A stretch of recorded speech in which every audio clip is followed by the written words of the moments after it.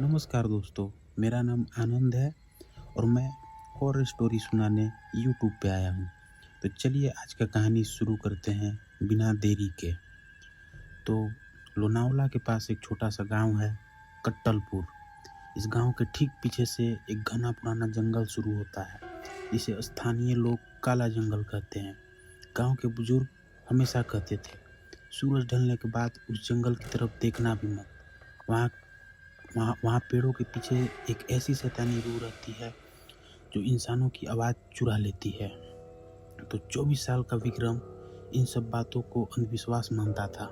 वह एक wild life photographer था और उसे रात को सन्नाटे में जानवरों की तस्वीर खींचने का जुनून सवार था। उस रात आसमान में आधा चांद था और धुंध गहरी थी। विक्रम ने अपना कैमरा उठाया, टॉर्च ली और चुपचाप गांव की सीमा लांघकर काले जंगल में दाखिल हो गया। रात 11:30 बजे जंगल में विक्रम चला तो गया। शुरुआत में सब कुछ सामान्य था। सूखी पत्तियों पर विक्रम के जूतों की सरसराहट हो रही थी। हवा ठंडी थी और झिंगुर की आवाज से पूरा जंगल गूंज रहा था। विक्रम ने कुछ बेहतरीन शॉट लिए। पेड़ों के बीच से छनकर आती हुई चांद की रोशनी और एक पुराने बरगद के पेड़ पर बैठा उल्लू। जैसे जैसे वो जंगल के गहरे हिस्से में गया, एक अजीब सा बदलाव महसूस हुआ। अचानक झिंगुरों की आवाज बंद हो गई। पूरा जंगल ऐसे शांत हो गया जैसे किसी ने उसकी आवाज पर म्यूट बटन दबा दिया हो। इसे वाइल्ड लाइफ की भाषा में the silence of the predator कहते हैं। जब कोई बड़ा शिकारी आसपास हो तो पूरा जंगल सहम जाता है। विक्रम रुक गया। उसने चारों तरफ टॉर्च घुमाई। कुछ नहीं था, बस घने काले तने और फैली हुई टहनाई जो इंसानी उंगलियां जैसी लग रही थी। रात 12:15 बजे एक अजीब परछाई विक्रम को दिखाई देने लगा। विक्रम को लगा कि कोई उस पर नजर रख रहा है। उसने कैमरे में व्यू फाइंडर में देखना शुरू किया। अचानक लगभग 50 मीटर दूर दो घने पेड़ों के बीच उसे कुछ हिलता हुआ दिखाई दिया। वो कोई जानवर नहीं था। वह एक बेहद लंबा, लगभग 7 फीट का साया था। उसका शरीर एकदम काला था, जैसे धुएं से बना हो, लेकिन उसकी आंखें वे अंधेरे में दो जलते हुए कोयले की तरह लाल चमक रही थी। विक्रम का खून जम गया। उसने कैमरे का शटर दबाया। क्लिक। फ्लैश की रोशनी चमकी और उसे 1 सेकंड के हजारवें हिस्से में विक्रम ने जो देखा, उससे उसकी रीढ़ में सिहरन दौड़ गई। वह साया हवा में जमीन से 2 फीट ऊपर तैर रहा था। उसका चेहरा इंसानी था, लेकिन चमड़ी सूखी हुई लकड़ी जैसी थी और उसका मुंह कान खुला हुआ था, मानो वो हंस रहा हो। रात को 1:15 बजे डर के मारे विक्रम ने पीछे मुड़कर दौड़ना शुरू कर दिया। उसकी सांसें फूल रही थी।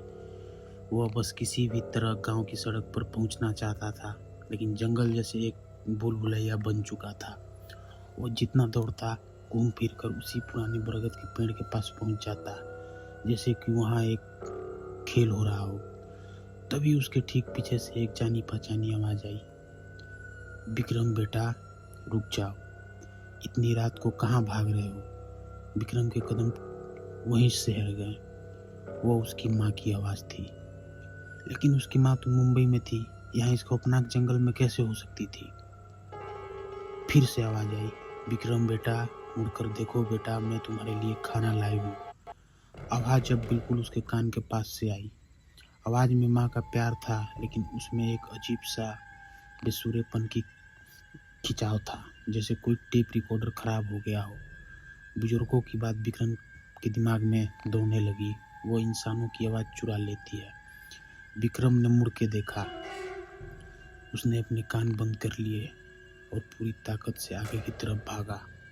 तभी उसे एहसास हुआ कि वो जो आवाज़ें आ रही थी वो सिर्फ उसकी माँ की नहीं, अब उससे उसके स्कूल के दोस्त की, उसके पिता की और यहाँ तक कि खुद की उसकी आवाज़ में कोई चीख रहा था, बचाओ, कोई मुझे बचाओ।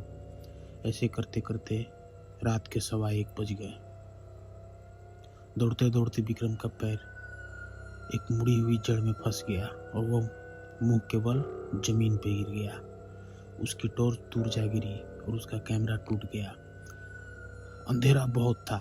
वो उठने की कोशिश कर रहा था। अचानक उसे अपने आसपास की हवा बेहद ठंडी महसूस हुई, इतनी ठंडी कि उसके सांसें धुएं की तरह बाहर निकल रही थी। उसके सामने सूखी पत्तियां धीरे धीरे सुलगने लगी। उसने ऊपर देखा। वह लंबा भयानक साया ठीक उसके ऊपर खड़ा था। उसकी लाल आंखें विक्रम की आंखों में झांक रही थी। उस शैतानी रूह का चेहरा विक्रम के चेहरे में महज कुछ इंच की दूरी पर था। आप महसूस भी नहीं कर सकते कि ऐसा सिचुएशन अगर आपके साथ हो तो आपको कैसा फील होगा। विक्रम चिल्लाना चाहता था, मदद के लिए पुकारना चाहता था, लेकिन उसके गले से कोई आवाज़ नहीं निकली। उसका गला सूख चुका था, जैसे किसी ने उसकी आवाज़ को अंदर से खींच लिया हो। उस रूह ने अपना लंबा नुकीला हाथ विक्रम के गले की तरफ बढ़ाया। उसकी उंगलियां ठंडी बर्फ जैसी थी। विक्रम ने अपनी आंखें बंद कर ली और भगवान को याद करने लगा। उसने सोचा कि ये उसकी ज़िंदगी का आखिरी पल है। ऐसे करते करते करते सुबह के 6 बजे सूरज की पहली किरण जब जंगल के पेड़ों को चीरती हुई जमीन पर पड़ी तो गांव के कुछ लकड़हारे जंगल के किनारे पहुंचे। उन्होंने देखा कि विक्रम बेहोश पड़ा था। उसके कपड़े फटे हुए थे और उसका शरीर ठंड से कांप रहा था। वे उसे तुरंत अस्पताल ले गए। डॉक्टर ने जांच की और कहा कि वो शारीरिक रूप से बिल्कुल ठीक है, बस गहरे सदमे में है। दोपहर को जब विक्रम को होश आया तो उसके गांव के दोस्त ने उसके पास बैठे थे। उन्होंने राहत की सांस ली और पूछा, विक्रम तुम ठीक तो हो? रात को क्या हुआ था? विक्रम ने उन्हें देखा। उसकी आंखों में अभी भी वही खौफ था। उसने बोलने के लिए अपना मुंह खोला, लेकिन उसके गले से कोई आवाज नहीं निकली। सिर्फ एक सूखी खौफनाक हवा की सरसराहट बाहर आई। तभी विक्रम के दोस्त के फोन पर एक मैसेज आया। यह एक ऑडियो नोट था जो विक्रम के ही नंबर से रात को 1:30 बजे भेजा गया था। दोस्त ने ऑडियो प्ले किया। कमरे में विक्रम की बिल्कुल साफ और सामान्य आवाज गूंज उठी। मैं ठीक हूँ भाई, मैं काले जंगल के अंदर जा रहा हूँ। यहाँ बहुत शांति है, तुम भी आ जाओ ना। विक्रम बिस्तर पर बैठा थर-थर काँप रहा था। वो समझ चुका था कि जिंदा तो लौट आया है, लेकिन उसकी आवाज़ हमेशा के लिए उस जंगल का भूत चूर चुका है और अब वह आवाज़ किसी को उसके मौत के कुएं में बुलाने के लिए इस्तेमाल होने वाली थी। दोस्तों, ये कहानी यहीं तक था और ये मेरा पहला वीडियो है। और अगर आपको कहानी अच्छा लगा तो चैनल को लाइक सब्सक्राइब करें। और ये मेरा पहला वीडियो है तो मुझे भी पता है कि आवाज़ में, एडिटिंग में बहुत सारी गलतियां हैं। मैं जैसे जैसे वीडियो डालता रहूँगा मैं सही कर दूँगा। तो कृपया करके मुझे सपोर्ट करें। मैं काफ़ी छोटा क्रिएटर हूँ।